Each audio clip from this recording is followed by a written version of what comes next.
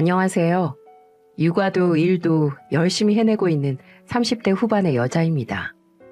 저는 세무법인에서 세무사로 일하고 있어요. 그러다 보니까 정말 다양한 직업을 갖고 있는 사람들을 만나면서 살고 있습니다. 그래서인지 참 이 좁은 땅에 다양한 사람들이 살고 있구나 싶을 때가 많았어요. 종종 사연 튜브를 통해 사연을 듣는 분들도 그런 생각이 들 때가 있으시죠? 사연 없는 무덤 없는 것처럼 참 별의별 일 많은 집이 많기도 하네 하고 말입니다. 그래도 제가 생각하는 가장 최악의 상황은 성공하면 차와 여자부터 갈아치우는 남자라고 생각해요. 왜냐하면 제가 바로 돈 좀 벌었다고 여자부터 갈아치우려던 남자와 평생을 살 뻔했던 여자였답니다. 바로 평생의 동반자라고 믿어 의심치 않았던 남편이 제 뒤통수 칠 줄은 몰랐어요. 남자한테 헌신하면 헌신짝 된다고 하죠. 그런데 이 말이 부부 사이에도 생길 수 있는 일이라고 상상조차 못했습니다. 부부는 경제 공동체라고 하던데 저희 부부는 한 입을 덮고 산 세월이 무색하다 싶었네요. 지금부터 세상에서 가장 천사 같았던 남자의 또 다른 얼굴을 낱낱이 공개해보려고 합니다. 저는 어릴 때부터 강아지를 참 좋아했어요. 하지만 한 생명을 책임져야 한다는 중압감에 선뜻 반려동물을 키울 생각은 못 해봤어요. 게다가 세무사 일이라는 게 바쁜 시기에는 야근을 피할 수가 없거든요. 그래서 저는 주말에 유기견 봉사활동을 다녔습니다. SNS를 통해서 알게 된 유기견 센터에서 봉사자를 모집한다는 글을 보고 자원하게 됐죠. 좋은 마음으로 갔던 봉사활동 장소에서 남편을 만나게 됐습니다. 남편은 동물병원에서 일하던 수의사였어요. 수의사협회에서 유기견들 중성화 수술부터 예방접종까지 의료 서비스가 필요한 동물들을 위해 자원에서 무료 봉사를 나왔다고 하더군요. 그런데 수의사협회 일정상 유기견 봉사활동은 하루뿐이었는데 남편은 그날 이후로도 계속 나오더라고요. 게다가 봉사를 하는 내내 저와 비슷한 일을 하게 됐고 자연스레 안면도 트면서 대화도 하고 봉사 내내 같이 시간을 보냈습니다.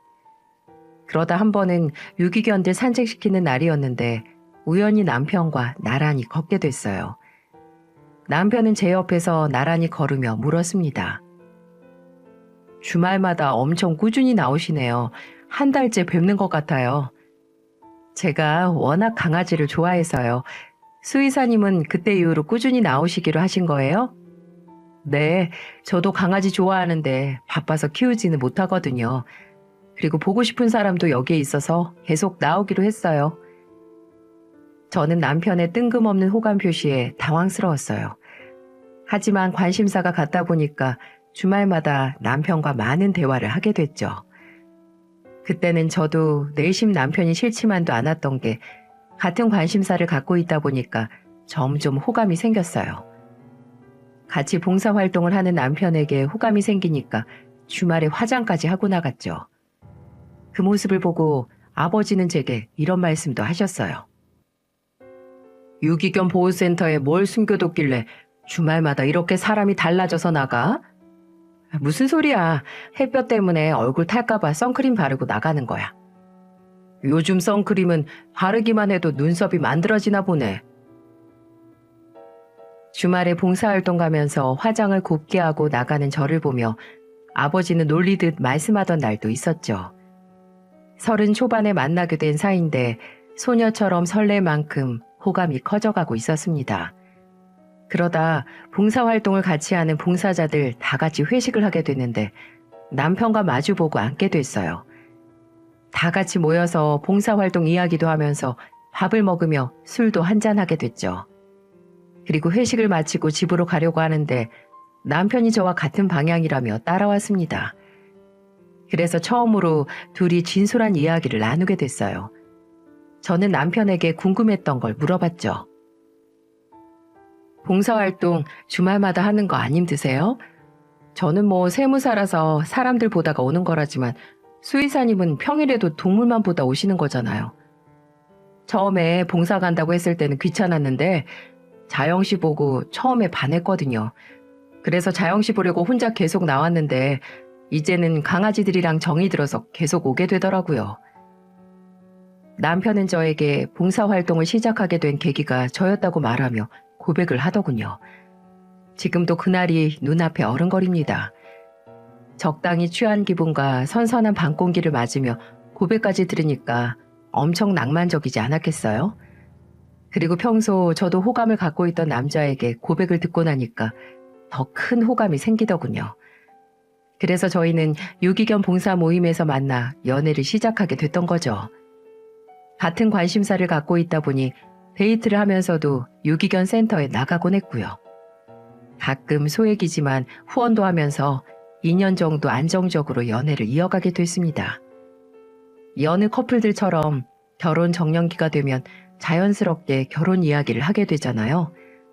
저희도 만난 지 2년이 됐을 무렵 앞으로 결혼 진행에 대해 진지하게 의논을 했습니다. 그런데 남편은 저와 달리 머뭇거리면서 말을 아끼더군요. 그래서 저는 남편에게 진지한 목소리로 물었죠. 막상 결혼하려니까 나는 별로인 것 같아서 그러는 거야? 아유, 그런 게 아니고 내가 부족한 사람이라 발목 잡는 것 같아서 그러지. 세상에 완벽한 사람이 어디 있다고 옆 사람 발목 잡는 게 말이 돼? 괜히 핑계 만드는 거지. 그게 아니라 자영이 너는 아버지가 의료기기 사업도 하시고 돈도 많으시잖아. 우리 집은 아버지가 일반 공무원이시라 큰 돈도 없으셔. 어머니도 아버지 옆에서 고생만 하시다가 결국 이혼하셨는데 내가 가정을 잘 책임질 수 있을까? 예비 시댁은 남편이 대학을 다니고 있을 때 경제적인 문제로 다투다 이혼을 했을 정도로 형편이 좋은 편이 아니었죠. 결혼은 현실이라더니 막상 살림 합칠 이야기를 하다 보니까 집안 배경도 무시할 수가 없더라고요. 하지만 저는 둘 다 전문직인데다 앞으로 더 성장할 수 있는데 남편이 괜한 걱정을 하는구나 싶었습니다. 생각해보니까 연애할 때 저희 아버지께서 남편을 무척 궁금해하셔서 같이 만난 적이 있었어요. 그때 아버지가 외제차를 타고 나온 걸 보고는 집으로 가는 길에 남편이 제게 이렇게 물었던 적이 있었죠. 아버지 사업하신다더니 되게 부자신가 보다. 차 엄청 좋은 거 끌고 다니시네. 아, 저 차 외제차인데 엄청 오래됐어. 워낙 검소하셔서. 그때도 남편은 아버지가 타고 나온 차를 보면서 감탄을 하면서도 괜히 기가 죽은 표정을 하고 있었어요. 그래서 그날 남편과 저희 아버지에 대해 이야기를 하게 되면서 남편이 알게 됐던 거죠. 저는 풀이 죽은 남편의 어깨를 두드려주면서 말했어요. 우리 아버지 하루아침에 부자 된 거 아니야. 자수성가로 직접 일으키신 거지. 결혼하시고 어머니가 옆에서 많이 도와주셨대. 우리도 그렇게 서로 의지하면서 열심히 살면 좋은 날이 올 거야. 그러니까 당장 코앞만 보지 말고 멀리 보면서 살자. 주말마다 봉사활동 열심히 했더니 하늘에서 이렇게 현명한 여자를 내려주셨나 봐. 내가 지금은 초라해도 앞으로는 두 다리 쭉 뻗고 살게 해줄게. 제 위로가 통했는지 남편은 저를 꼭 안아줬어요. 근사한 프로포즈는 아니었지만 둘이서 의기투합하면서 잘 살 수 있을 것 같다는 믿음을 갖게 된 계기였죠. 무엇보다 그동안 지켜본 남편은 누구보다 성실하고 책임감 있는 사람이라 믿을 수 있었습니다. 그 후 저희는 양가의 축복을 받으며 결혼을 할 수 있었고 결혼 생활은 순탄했어요. 시댁 형편이 좋지는 않았어도 아버님은 저를 딸처럼 아껴주셨습니다. 제가 첫째 아들 낳았을 때는 제게 전화해서 이런 말도 하셨을 정도랍니다. 아들 키우기 힘들지? 주말에 나한테 맡기고 둘이서 데이트라도 하고 그래. 아니에요. 저번에도 아버님이 아들 봐주시느라 고생 많으셨잖아요. 정말 괜찮아요. 우리 며느리 편하려면 내가 뭐든 해야지. 아버님은 늘 저를 걱정해 주시면서 챙겨주셨죠. 그래서 첫째 아들 키우면서도 힘든 것도 모를 정도였어요. 그렇게 첫째 아들 잘 키우고 있었는데 생각지도 못하게 둘째가 생긴 거예요. 첫째가 이제 막 3살이 될 무렵이었는데 둘째가 덜컥 생겼고 기쁨도 잠시 돈 걱정부터 앞서더라고요. 그러던 어느 날 제 임신 소식을 들은 아버지께서 저희 부부를 집으로 불러서 진지한 목소리로 말씀하셨어요.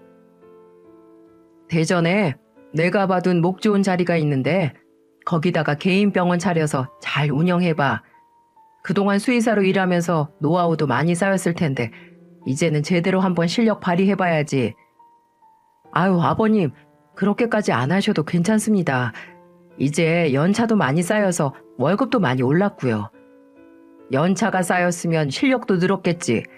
내가 우리 사위한테 투자하는 거니까 부담 갖지 말고 잘 한번 해봐. 아버지는 남편에게 개인 병원도 차려주실 정도로 사위 생각을 많이 하는 분이셨어요.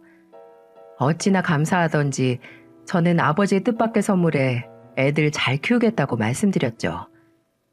남편은 예전에도 동물병원을 차리고 싶어 했지만 시댁 형편상 개인 병원을 차려줄 상황이 아니었습니다.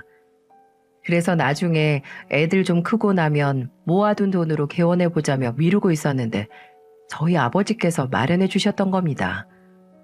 당시에는 앞으로 저한테 벌어질 일도 모르고 참 입이 찢어지도록 좋아라 했네요. 군뱅이도 구르는 재주가 있다고 하죠. 그렇게 없이 살 땐 시댁만 보면 납작 엎드리던 사람이 어떻게 변했는 줄 아세요? 동물병원 원장이라고 직함 달고 나니까 대통령이라도 된 것처럼 으스대고 다니더라고요. 처음 개원하고 나서는 어깨에 힘이 잔뜩 들어갔길래 기죽어 있는 것보다 낫다 싶었죠. 그런데 어느 순간부터 남편은 동물병원 원장만 남고 애들 아빠, 남편, 집안의 가장 역할은 아예 잊은 사람처럼 지내기 시작했어요. 개인 병원이니까 더 책임감을 갖고 일한다고 생각하려고 했어요. 하지만 이렇게 이해하려고 노력했던 저마저 정말 해도 너무한다 싶을 정도로 뚜껑이 열렸던 적이 있었죠. 아들 둘을 키우느라 다니던 회사도 그만둔 저를 보면서 남편은 이런 말까지 하더군요. 벌써 몇 년째 가정주부로 있는데 생활비 하나 예산에 맞게 못 써. 나 혼자 쓴 것도 아니고 내 식구 먹고 자고 입은 돈이면 딱 알맞게 쓴 거지. 요즘 물가가 얼마나 비싼데. 요즘 물가가 치솟고 있으니까 더 아껴야지. 애들 먹을 거 입을 거 다 사면서 어떻게 돈 모을 건데? 사업은 뭐 쉬운 줄 알아? 내가 동물병원에 얼마나 힘들게 일을 하는데. 그럼 우리 애들을 안 먹이고 안 입힐 거야? 내 말은 적당히 하라는 거잖아, 적당히. 당신이나 적당히 해.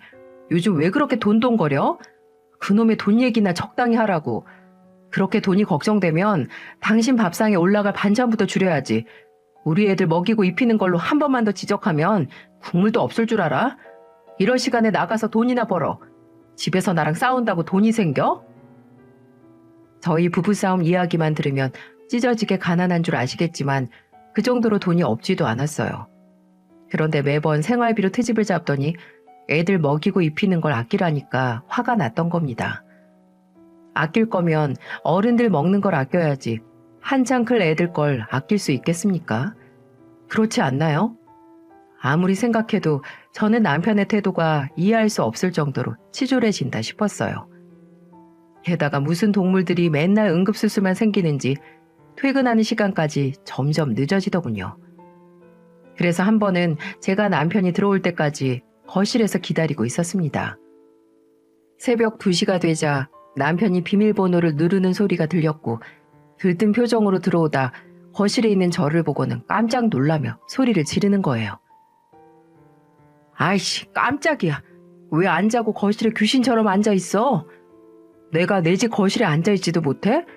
응급수술 3시간 넘게 했다더니 표정이 왜 그렇게 좋아? 응급수술이 체질인 사람처럼. 수의사 가운을 몇 년째 입는데 내가 맨날 힘들어하겠어? 집에서 애만 보는 사람이 뭘 알겠냐?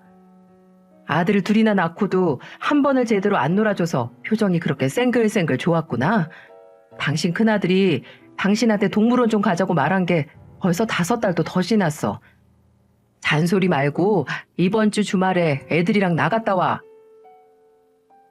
남편은 응급수술을 핑계로 평일 저녁 주말 할 것 없이 동물병원에만 붙어 있었습니다.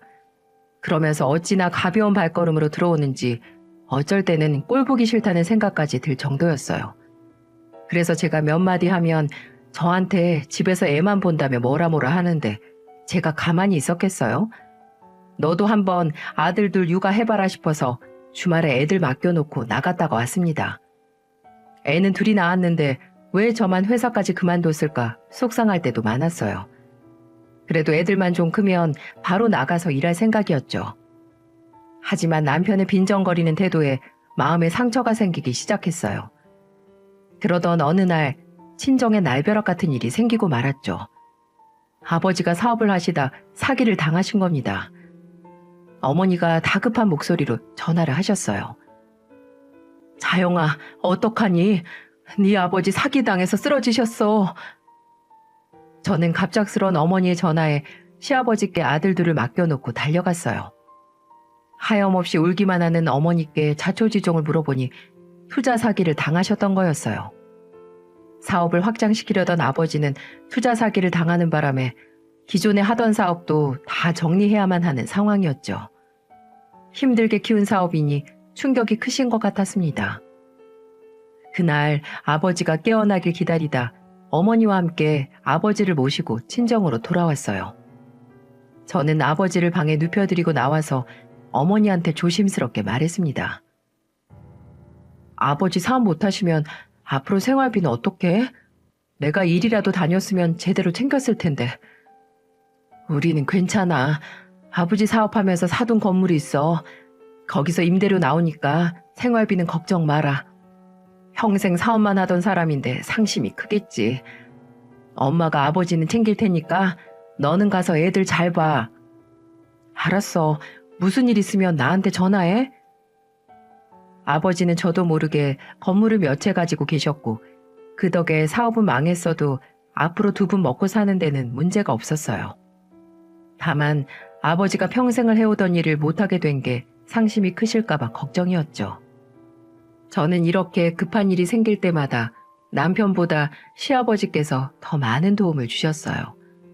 남편 있어봐야 아무 소용없다는 말에 공감할 줄은 몰랐는데 제가 이렇게 공감을 하고 있는 게 웃기기까지 했습니다. 그날 저녁 아버지 사업이 망했다는 소식을 들은 남편이 어떤 반응을 보였을 것 같으세요?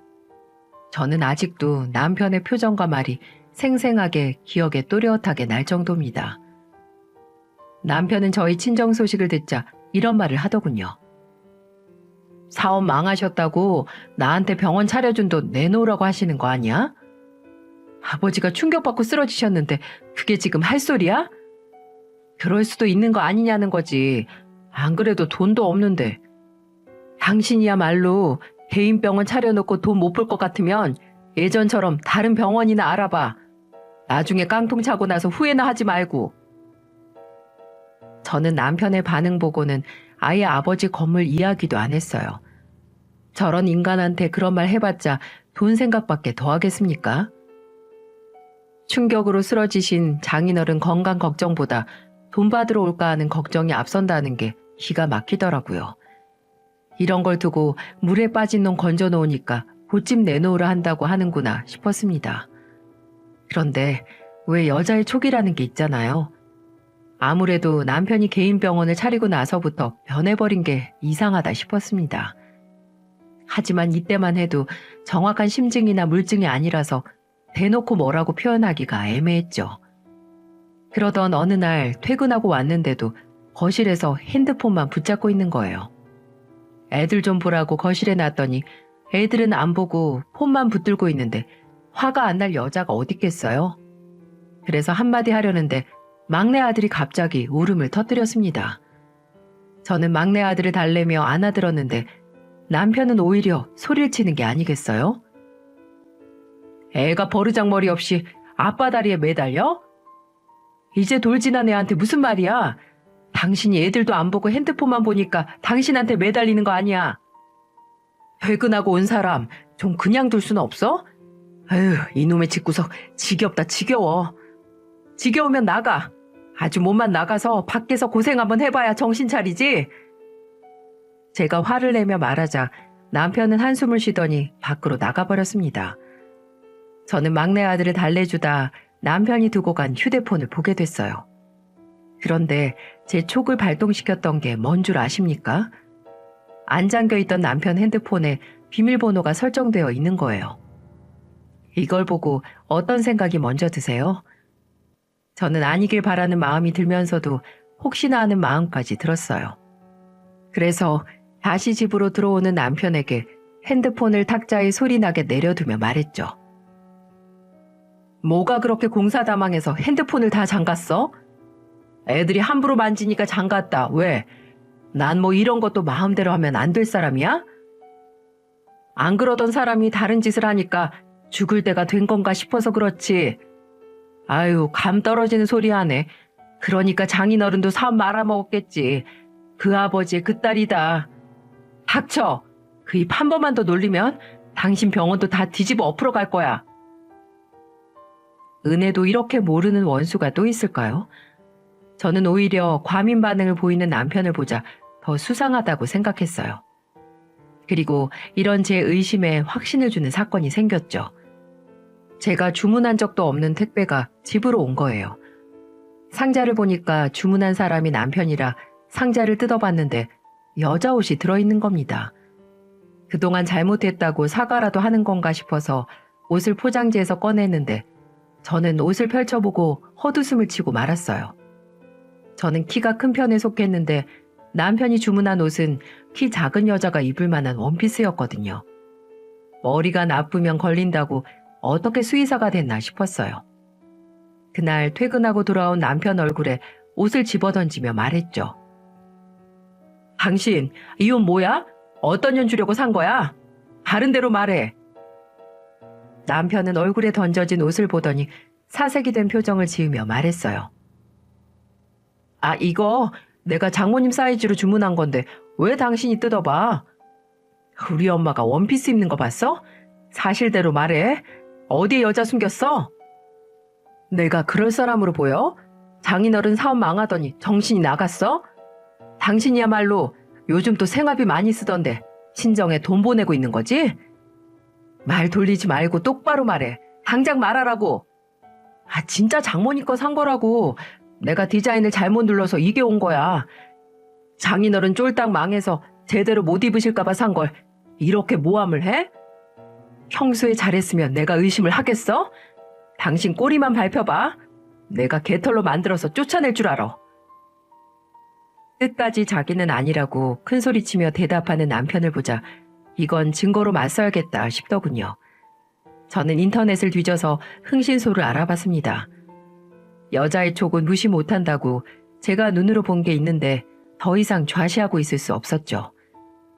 흥신소에서 의뢰하면서 얼마가 들어도 좋으니까 최고 화질로 많이 찍어달라고 부탁까지 했어요. 그 정도로 저는 남편의 꼬리를 제대로 잡으려고 준비를 시작했던 겁니다. 그리고 며칠 뒤 시아버님의 생신이라 애들을 데리고 아버님 댁을 찾아갔어요. 평소에 저를 살뜰히 챙겨주셔서 저는 아버님 생신에는 매번 음식을 차려드리며 용돈까지 챙겨드렸죠. 마음카페 엄마들끼리 우스갯소리로 아들 2명을 키우는 엄마는 은메달을 받는다고 할 정도로 아들 육아는 힘든 일이었어요. 그래도 저는 아버님의 도움으로 크게 힘든 일 없이 잘 키울 수 있었습니다. 남편도 아니고 아버님 덕에 힘들지 않다고 말하면 다른 엄마들도 깜짝 놀래더군요. 이러니 제가 아버님 생신을 그냥 지나칠 수 있었겠어요? 그날도 평소처럼 제대로 차려놓고 아버님과 즐거운 식사를 하고 있었습니다. 아버님은 제가 차린 음식을 보며 놀란 소리를 하셨어요. 아니, 애들 보기도 힘든데 왜 음식까지 했어? 밖에서 먹어도 되는데. 아버님 바깥 음식 자주 드시잖아요. 이럴 때 집밥 드셔야죠. 내가 해주는 것도 없는데 매년 이렇게 받기만 하니까 미안해서 그래. 아유, 무슨 그런 말씀을 하세요. 맨날 애들 놀아주시느라 힘들게만 해드리는데. 이제 애들도 다 컸는데 다시 나가서 돈 벌고 싶다며 마음 편하게 하고 싶은 거 해야지. 저는 늘 아버님이 연세도 있는데 애들 봐주느라 힘드실까 걱정이었어요. 저희랑 가깝게 사셔서 틈만 나면 저를 도와주며 복직 준비하라고 도움도 주실 정도였죠. 어떻게 이런 아버님 밑에서 남편 같은 사람이 나왔을까 의문이 들 정도였어요. 미리 준비했던 용돈도 드리고 아버님은 술을 몇 잔 드시다가 안방에서 좀 쉬겠다며 들어가셨습니다. 아들 두 놈은 할아버지 따라간다며 성화였고 아버님은 손주들 재롱 보자며 들어가셨어요. 그런데 그 모습을 흐뭇하게 보던 저에게 남편은 대뜸 이렇게 말하는 겁니다. 당신 우리 아버지 용돈 많이 좀 드려. 봉투가 왜 그렇게 얇아? 사람 양심도 없이. 내가 당신 같은 사람인 줄 알아? 당신은 그럼 병원 차리고 나서 우리 집에 용돈 한 번 챙겨드린 적 있어? 한 번 겨우 드리고 안 주고 있잖아. 우리도 다 먹고 살아야지. 장인어른 망했다고 도와드리면 우리는 어떻게 사는데? 장인어른한테 괜히 10원짜리 한 장 보내기만 해? 그것도 다 버릇된다. 한 번 도와주면 두 번, 세 번 계속 도와줘야 된다고. 그지 같은 집안 먹여 살리기 힘드니까. 먹고 죽으려고 해도 돈 없다고 말이나 해. 와, 이게 지금 개인 병원까지 차려준 장인어른을 두고 사위가 할 소리입니까? 저는 기가 막혀서 술잔이라도 던져버리려고 했는데 제가 손을 들기도 전에 방에 계시던 아버님이 달려 나오셔서 남편 싸대기를 때리셨어요. 순식간에 벌어진 일이라 너무 놀라서 뻥쪄 있는데 아버님이 남편에게 소리치며 말하셨습니다. 이런 배은망덕한 놈. 사돈이 별것도 없는 너 병원 차려서 감투 씌워주니까 너 혼자 잘된 것 같지? 당장 무릎 꿇고 사과해. 아버지는 왜 아무것도 모르면서 그러세요? 지금 처가댁 쫄딱 망해서 거지꼴이라고요. 저라도 살아야지. 다 같이 살려다가 망하는 거 한순간이라고요. 이런 미친 새끼가 그래도 뚫린 입이라고 하는 말 꼬라지 좀 봐. 아버지는 남편의 말에 더 화가 나셨는지 사정없이 남편을 때리셨고 남편은 두들겨 맞다가 결국 밖으로 도망쳤어요. 저는 남편이 나가자 눈물을 흘렸습니다. 그러자 아버님은 제게 이렇게 말하셨어요. 내가 대신 사과해도 마음 안 풀리겠지만 내가 사과하마. 그리고 저놈 정신머리 돌아올 때까지 두들겨 팰 테니까 오늘은 마음 좀 풀어줘라. 미안해. 내가 가진 게 없어서 저걸 돈에 눈이 멀게 만들었나 보다. 아니에요. 아버님은 잘못 없으세요. 저 그런데 아버님, 저 이혼 생각하고 있어요. 아버님께는 미리 말씀드리고 싶었어요. 정말 죄송해요. 나는 네가 며느리여도 친딸 같았어. 남은 평생 편하게 살려면 그렇게 해라. 잘못해도 저놈 자식이 잘못했을 거야. 돈 좀 벌었다고 변하는 놈 데리고 사는 거 아니다. 너 이혼하면 나도 저놈 인연 끊고 살 거야. 한심한 놈 같으니라고. 저는 아버님의 위로에 마음이 조금 풀리는 것 같았어요. 거지 같은 남편은 미웠지만 아버님은 너무 좋은 분이셨거든요. 지금 생각해도 아버님은 참 배울 점이 많은 분이라는 생각이 드네요. 그렇게 아버님과 어려운 이야기를 하는데 방에서 애들이 놀랐는지 안 나온다며 방으로 가시더군요. 거실에 혼자 남겨진 저는 폭풍이 지나간 듯 머리가 아파왔어요. 그런데 그때 제가 의뢰했던 흥신소에서 연락이 온 겁니다. 그동안 찍은 사진과 영상까지 수백 장이 넘는다며 제게 일단 절반만 보내주겠다며 말하더군요. 대체 그동안 뭘 하고 돌아다녔길래 이렇게 많을까 싶었습니다. 전화를 끊고 흥신소에서 보내준 사진을 보자 저는 기겁할 수밖에 없었어요. 왜 그랬는 줄 아시나요? 바로 바람 상대가 남편 병원의 간호사였던 겁니다. 진짜 등잔 밑이 어둡다고 저희 아버지가 차려준 병원에 별 생쇼를 다 하고 살았더군요. 세상에 이런 은혜도 모르는 놈이 또 있을까 싶다가도 이래서 머리 검은 짐승은 거두는 게 아니라고 하는구나 이런 생각까지 들더라고요. 호랑이도 제 말하면 온다고 남편 새끼가 아무것도 모르고 주머니에 손까지 찔러넣고 들어왔더군요. 정말 다시 봐도 면상 한번 두껍다 싶었고 저는 남편에게 핸드폰을 건네면서 말했어요. 당신 그동안 병원에서 동물만 본 게 아니고 이 집에도 보고 있었네. 아주 사진만 봐도 좋아 죽네 죽어. 그렇게 좋았어? 그것도 우리 아빠가 차려준 병원에서? 너 무슨 헛소리를 하는 거야. 아니라고. 남편은 아니라고 말하면서 제가 건넨 핸드폰을 보자 기겁을 하더군요. 바람 필 때는 안 걸릴 줄 알고 좋았겠죠. 그런데 제가 사진에 영상까지 들이미니까 입이 딱 다물어지는 겁니다. 저는 식은땀을 흘리며 말을 얼버무리는 남편에게 이렇게 말했어요. 그동안 생활비 없다고 입만 열면 돈돈거리더니 저 상간년한테는 가방도 사줬더라. 머리가 나쁘면 사주지나 말던지. 그때 집으로 온 것도 그녀 옷이고. 그 대가리로 수의사는 어떻게 된 거니? 내가 이런 똥멍청이를 믿고 살았다는 게 수치스러울 정도다. 여보, 내 말 좀 들어봐. 걔가 먼저 나 꼬셨어. 아주 작정을 하고 왔더라고. 나한테 원장님 하면서 교태를 부리는데 나도 눈꼴 시려서 보기 싫었어. 사진에 영상까지 가져왔는데도 아니야? 대체 그럼 넌 뭐 했는데? 꼬신 년이나 꼬셨다고 넘어간 놈이나. 그리고 누가 먼저 꼬신 게 왜 중요한데? 그래봐야 둘 다 바람핀 쓰레기 새끼들인 건 똑같은데. 저희가 싸우는 소리를 듣고 나온 시아버지는 그대로 주저앉고 마셨어요.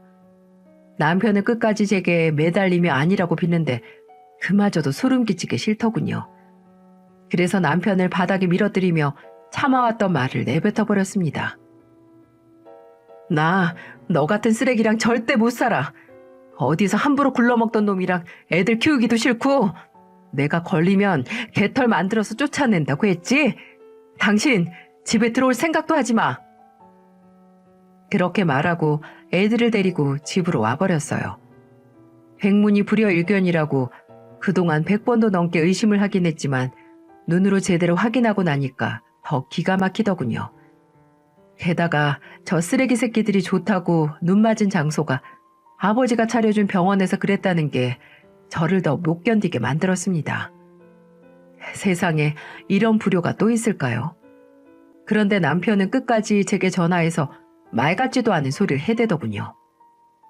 당신 처가댁 쫄딱 망해서 어차피 먹고 살 길도 없잖아. 내가 그 불려시 같은 간호사 해고할 테니까 오해 풀고 우리 말로 하자.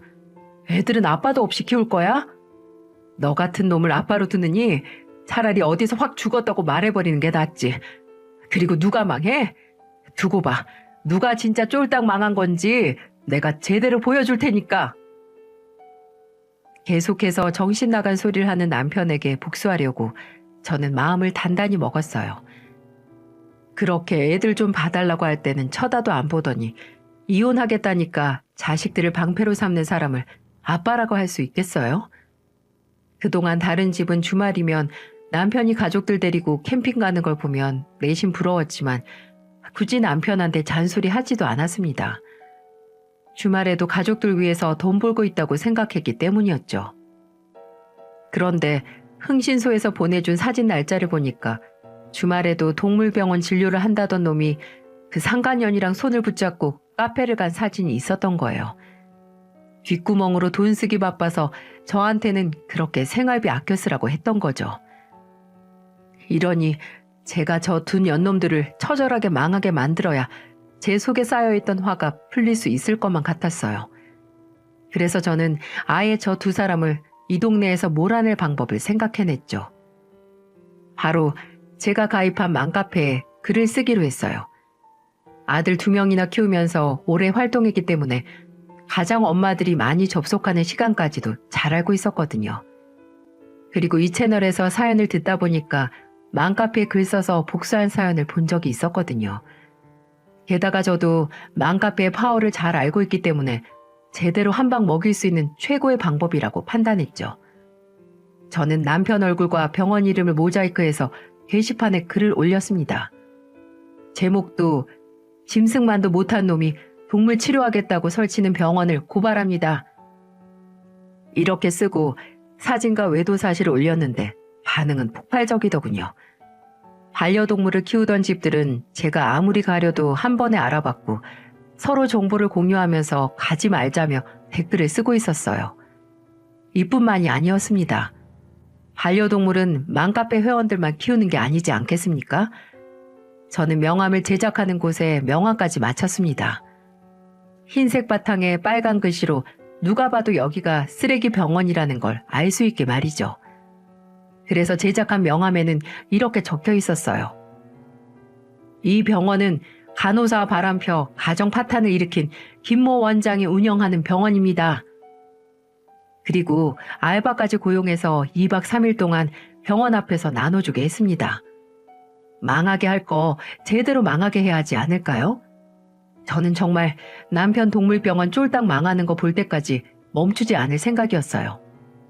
물론 저한테 진심 어린 사과까지 받아내고 싶었고요.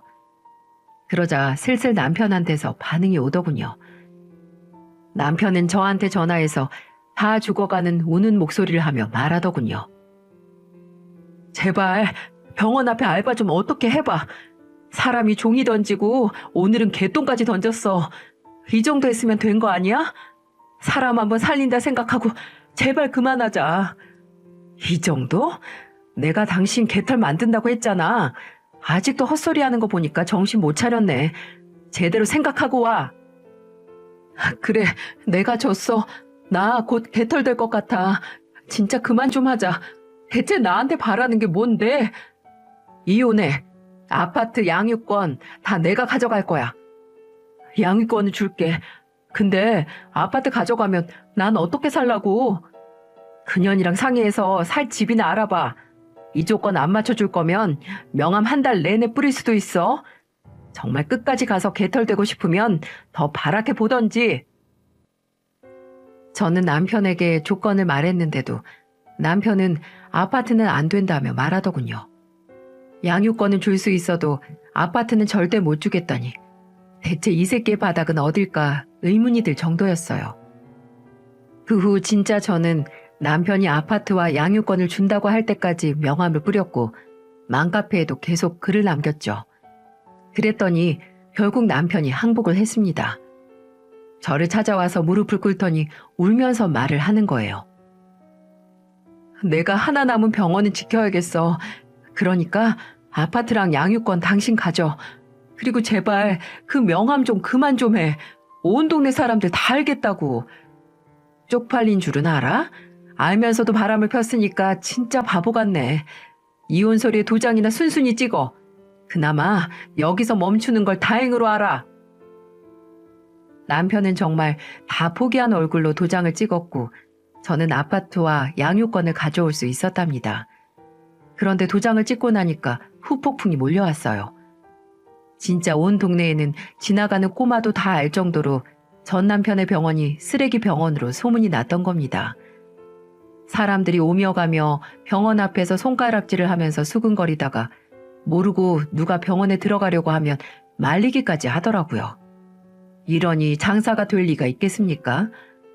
남편은 결국 임대료를 감당 못하고 몇 달 못 버티다 폐업을 하고 말았죠.